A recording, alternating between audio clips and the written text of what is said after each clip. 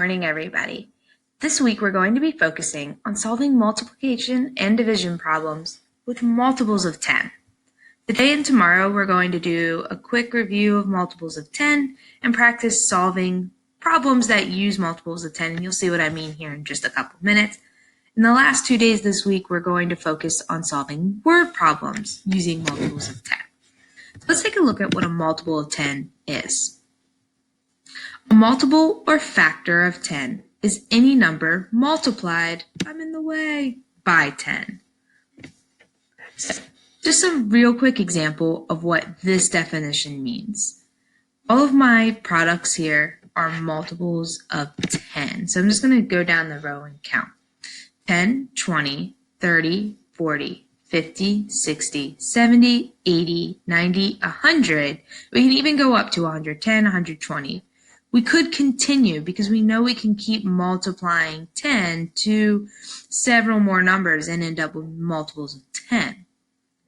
So whenever we see a number that looks like one of these, we're going to be working with multiples of 10. Let's look at some examples of solving let's look at some strategies for solving problems with multiples of 10. So I rely on two strategies when thinking of multiples of 10. You can either use base 10 pieces, which means, let's do a quick review. A base 10 piece is either a 1, a 10, or usually we do like a rectangle for 100. We know that the dot is equal to 1, the 10 is equal to 10 ones, and the 100 is equal to 100 ones or 100. So let's erase this. We're going to be focusing primarily on the tens in our examples today. So I'm actually going to make myself a key and say that 1 rod equals 10. So anytime I draw that stick or that rod, I know it's going to be equal to 10 thanks to my key. So when you create a model using tens today, I might ask you to make a group of 10 or a group of 2 tens, which is also 20, or a group of 3 tens, which is also known as 30, when we're solving for our problem.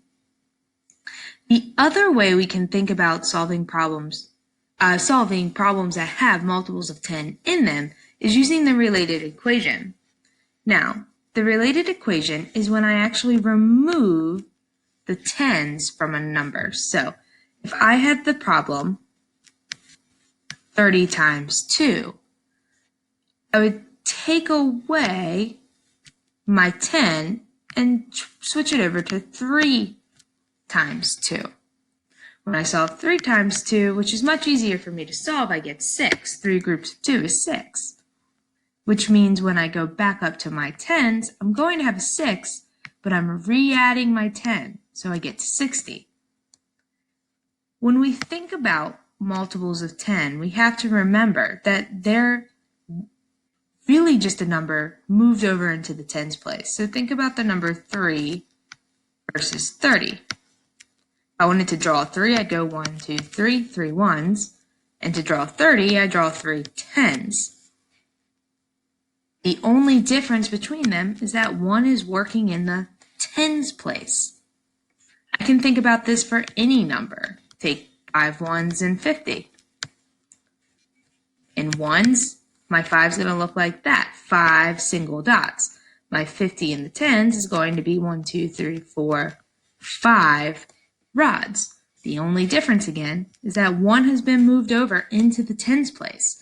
So I know I can use my ones to help me solve any problems that have to do with multiples of 10.